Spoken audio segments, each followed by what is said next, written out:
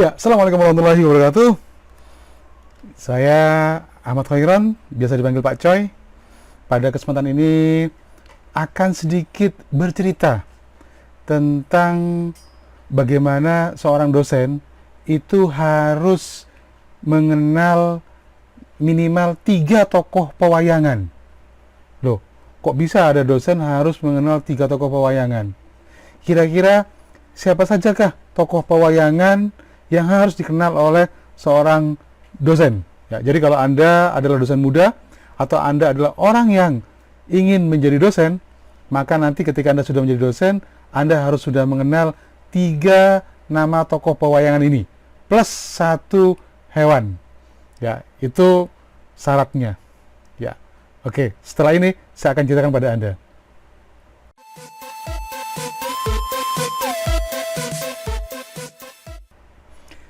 Baik, saya mulai dari kalau Anda adalah seorang dosen, maka pertama adalah bahwa Anda harus paham bahwa semua penelitian, ya, semua penelitian atau jurnal ataupun yang berkaitan dengan masalah dokumen penelitian itu harus diupload ya ke portal Garuda.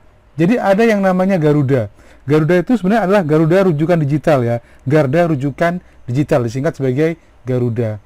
Jadi Indonesia itu ingin sekali punya portal sendiri yang kira-kira jika semua jurnal yang diterbitkan oleh bangsa kita sendiri, oleh kampus-kampus, ataupun oleh lembaga-lembaga pendidikan atau lembaga riset, maka repositorinya ya itu juga tercantum atau diindeks oleh portal Garuda ini.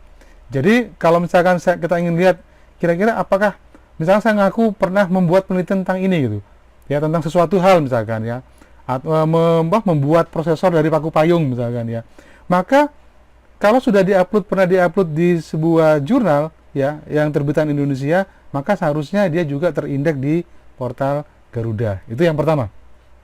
Yang kedua, seorang dosen juga harus paham yaitu Arjuna. Wah, ini juga Arjuna adalah tokoh pewayangan juga ya.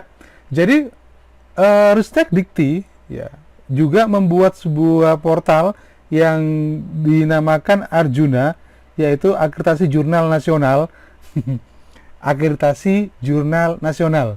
Jadi kalau misalnya sebuah kampus atau sebuah lembaga riset ataupun asosiasi akan membuat sebuah jurnal penelitian, ya publikasi ilmiah, maka akreditasinya harus melalui portal Arjuna ini.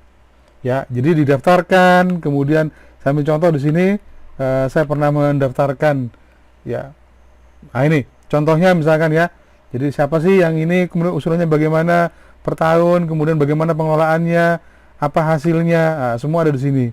Hasil penilaian akreditasi misalkan, maka kemudian di sini muncul, ya kebetulan saya mengelola jurnal Inform, ya pernah sekali diajukan tidak lolos karena ada beberapa hal, kemudian diajukan lagi masuk pada Sinta 4 ya memang tidak terlalu besar, cuman ada beberapa catatan perbaikan yang mungkin nanti akan dilakukan proses reakreditasi.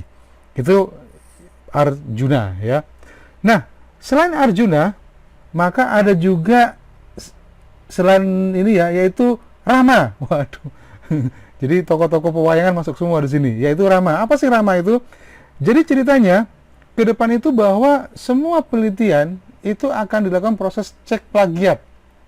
Ya, entah itu TA, tugas akhir, tesis dan seterusnya. Jadi ada banyak sekali kasus ada dosen yang kemudian ternyata tertangkap tesisnya dia atau disertasinya dia S3 ternyata itu adalah hasil dari copy paste dari tempat yang lain, atau juga dia plagiat ya, plagiarisme ya.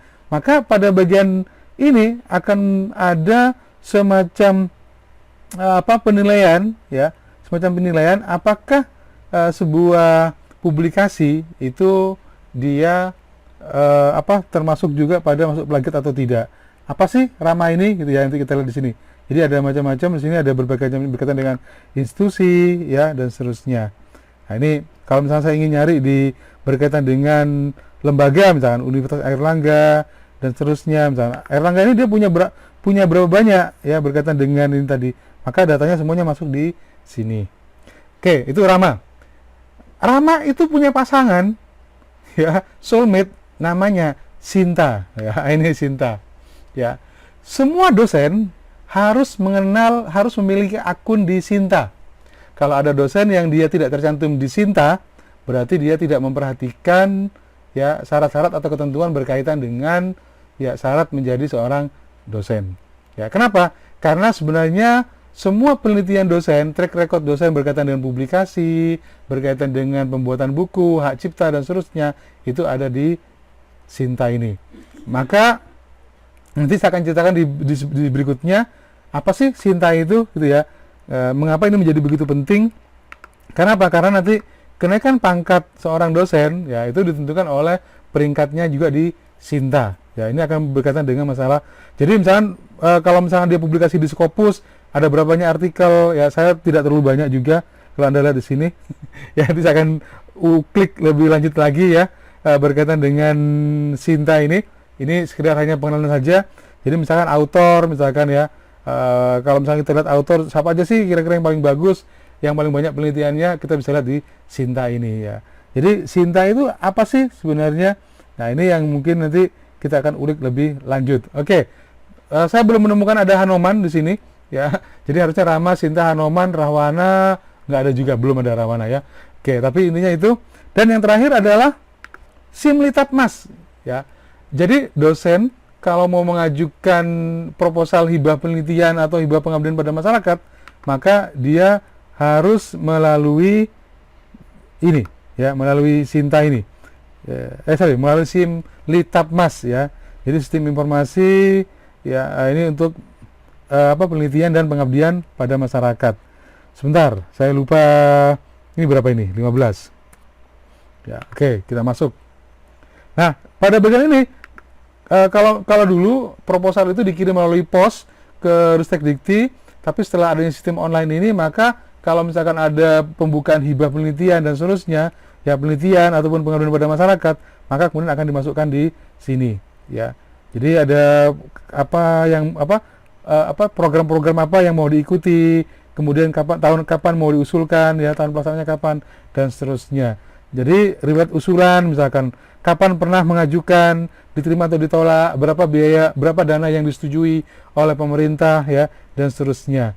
Ini adalah bagian dari kehidupan dosen yang normalnya adalah bahwa dosen itu menganut 3 Tridharma perguruan tinggi. Jadi dosen itu tidak hanya mengajar, tapi juga berkaitan dengan masalah pengabdian, penelitian, kemudian juga pengabdian pada masyarakat. Jadi kalau misalnya kita lihat di sini ada berbagai macam ya pengumuman berkaitan dengan kapan ada hibah ya, ada kerjasama dan seterusnya. Jadi sekali lagi pada bagian akhir ini saya ingin menjelaskan pada Anda bahwa kalau Anda adalah seorang dosen ya yang serius menjadi dosen, maka pertama Anda harus punya Google Scholar dulu ya. Jadi tahapannya adalah Google Scholar. Google Scholar. Jadi Google Scholar itu sebenarnya adalah ya, baik, kita masuk pada Google Scholar. Jadi Google Scholar itu bahwa semua publikasi yang kita sifatnya online oleh Google akan diindeks ya, akan diindeks. Maka kemudian dia akan masuk pada Google Scholar ini ya. Kemudian baru akan diindeks juga oleh Sinta seperti ini ya. Maka Sinta akan mencari kira-kira penelitian apa saja yang pernah Anda lakukan ya, dan seterusnya. Ketika kemudian Anda sudah punya publikasi, maka juga harus dicek ya, masuk ke portal Garuda. Kemudian juga dia, kalau Anda adalah seorang pengelola dari sebuah jurnal, maka mendaftarkan ya akreditasi jurnalnya itu di Arjuna. Ya, oke, semuanya penting, tapi mungkin untuk dosen pemula yang paling penting adalah Anda harus paham yang namanya Sinta, ya, Anda harus paham yang namanya Simlitapmas dan Google Scholar, ya, Google Scholar. Ya, demikian dari saya. Terima kasih. Assalamualaikum warahmatullahi wabarakatuh.